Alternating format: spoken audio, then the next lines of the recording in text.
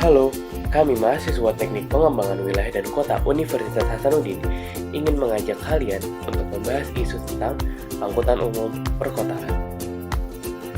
Sebelumnya, mari kita identifikasi apa isunya. Isunya adalah kurangnya minat masyarakat untuk menggunakan sarana angkutan umum. Di mana dengan studi kasus yang kami ambil adalah Provinsi DKI Jakarta. Lalu, siapa sih orang-orang yang ada di balik isu ini? Tentunya, masyarakat DKI Jakarta. Lalu, sejak kapan isu ini ada? Sejak tahun 2004. Terus, kenapa sih isu ini ada? Yang pertama, karena rendahnya kualitas sarana angkutan umum di DKI Jakarta. Kedua, karena perilaku supir yang ugal-ugal. Tiga, waktu berhentinya yang super lama. 4. Berdesak-desakan. Dan 5. Rawan terhadap tindak kejahatan. Terus, bagaimana isu ini bisa terjadi? Nah, awal mula isu ini terjadi dikarenakan pertumbuhan jumlah penduduk di DKI Jakarta. Loh, kenapa pertumbuhan jumlah penduduk? Iya, karena pertumbuhan jumlah penduduk inilah yang membuat adanya mobilitas masyarakat yang meningkat. Nah, dari peningkatan mobilitas masyarakat ini, salah satu yang menjadi faktor penunjang akan kebutuhan sarana dan prasarana transportasi di masyarakat. Nah, kebutuhan sarana dan transportasi di masyarakat ini yang menjadi acuan pemerintah untuk menyediakan sarana angkutan umum dengan tujuan masyarakat dapat menggunakannya untuk menuju ke tempat-tempat yang mereka inginkan. Namun, ternyata masyarakat masih lebih memilih untuk menggunakan kendaraan pribadinya. Nah, hal ini dilihat dari data pengguna kendaraan pribadi di Jakarta yang juga terus meningkat. Nah, hal inilah yang menyebabkan adanya kesenjangan antara pemerintah dan masyarakat pengguna kendaraan pribadi. Nah, kesenjangan ini yang membuat adanya permasalahan transportasi seperti kemacetan lalu lintas. Nah, kemudian yuk kita bahas angkutan umum di DKI Jakarta secara umum. Angkutan umum di DKI Jakarta secara umum terbagi dalam dua. Yang pertama, angkutan umum dalam trayek dan angkutan umum tidak dalam trayek. Angkutan umum dalam trayek merupakan angkutan yang mempunyai jalur khusus seperti KRL, bus Transjakarta, Metro Mini, dan Kopaja. Sedangkan taksi merupakan angkutan tidak dalam trayek. Nah, yang pertama, yuk kita bahas KRL. KRL itu merupakan kereta rel listrik. Merupakan kereta rel yang bergerak dengan sistem propulsi motor listrik. Di Indonesia, kereta rel listrik terutama ditemukan di kawasan Jabodetabek dan merupakan kereta yang melayani para komuter. Nah, yuk kita bahas rute atau trayek dari KRL ini. Rutenya adalah yang pertama, Bogor Jakarta Kota, Bekasi Jakarta Kota, Depok Jakarta Kota, Majapahit Panjang, Serpong Tanah Abang, Tangerang Duri, Tanjung Priok Jakarta Kota.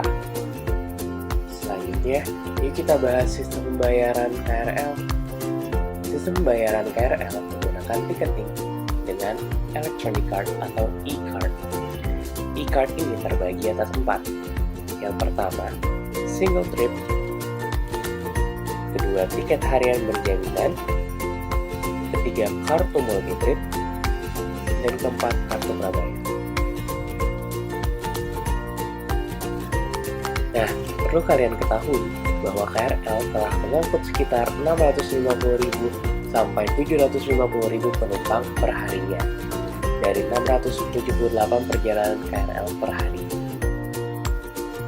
Saat ini telah ada 860 unit KRL dan akan ditargetkan bertambah menjadi 1.440 unit KRL pada tahun 2019 agar dapat mencapai target 12 juta penumpang per harinya pada tahun 2019. Keunggulan yang dimiliki oleh kereta rel listrik adalah pertama, kapasitas angkut yang besar, headway yang tinggi, umur teknis yang panjang, keandalan tinggi, biaya operasional dan perawatan rendah. Namun, kekurangan dari KRL adalah terlambat dengan sebab kekurangan lokomotif, AC tidak berfungsi dengan baik, suspensi atau roda yang tidak rata, pelayanan customer service yang kurang memuaskan, dan kompensasi yang diberikan tidak sebanding dengan keterlambatan. Nah, angkutan umum DKI Jakarta yang kedua merupakan Transjakarta. Transjakarta merupakan busway yang mulai beroperasi pada tanggal 15 Januari 2004. Merupakan program unggulan pemerintah yang memiliki 15 koridor. Nah, tarif Transjakarta terbagi atas dua berdasarkan jamnya dan telah disubsidi oleh pemerintah Provinsi DKI Jakarta. Sistem pembelian tiket busway atau Transjakarta merupakan sistem e-ticketing. Sistem e-ticketing berupa kartu prabayar seperti Breezy, Flash, Tapcash, Kartu Aku, Railcard, e-money, e-toll card, Indomaret Card, Gas Card, dan Jakcard. Keunggulan yang dimiliki Transjakarta atau busway ini adalah tarif yang lebih murah, adanya fasilitas khusus untuk para wanita, lansia, ibu hamil, dan penyandang cacat, keamanan dan keselamatan yang lebih terjamin, dibangun untuk masyarakat umum, dan mendapatkan kenyamanan selama di dalam bus. Kekurangan juga terdapat di angkutan umum Transjakarta.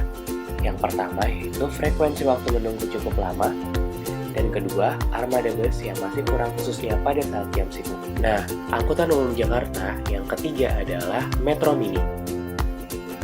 Metro Mini merupakan angkutan yang sudah beroperasi mulai pada tahun 1962 dengan kode area Jakarta Selatan, D Jakarta Timur, B Jakarta Barat, U Jakarta Utara, dan P Jakarta Pusat. Metro Mini melayani 53 trayek dalam DKI Jakarta dan sekitarnya, dengan jumlah bus sebanyak 3.100 unit. Tarif Metro Mini merupakan salah satu angkutan umum dengan tarif yang murah, hanya dengan Rp4.000 per orang dan Rp2.000 untuk pelajar. Sistem bayarannya yaitu penumpang hanya langsung membayar pada connect atau setir. Angkutan umum ini memiliki beberapa keunggulan. Yang pertama, memiliki jumlah trayek yang banyaknya jumlah bus yang beroperasi, dan angkutan umum ini termasuk angkutan umum yang murah. Namun, Metro Mini memiliki beberapa kekurangan. Yang pertama, kondisi bus yang kurang baik, waktu pengoperasian yang tidak menentu, selalu ngetem pada waktu yang lama, dan kriminalitas tinggi.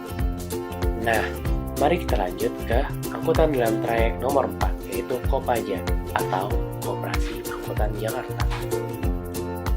Kopaja terbagi atas dua macam, yaitu Kopaja AC dan non-AC. Sama seperti Metro Mini, Kopaja memiliki 5 kode area, S Jakarta Selatan, T Jakarta Timur, B Jakarta Barat, U Jakarta Utara, dan P Jakarta Pusat. Secara keseluruhan, jumlah trayek Kopaja adalah 42 rute dengan 11 rute terintegrasi dengan bus Transjakarta. Tarif dan sistem pembayaran Kopaja terbagi atas Kopaja non-AC dengan Rp2.000 dibayar tunai yang terintegrasi dengan Transjakarta, Rp3.500 melalui e-tiket. Keunggulannya adalah mudah diakses, tarif terjangkau, armada bus banyak, dan cepat sampai di tempat tujuan.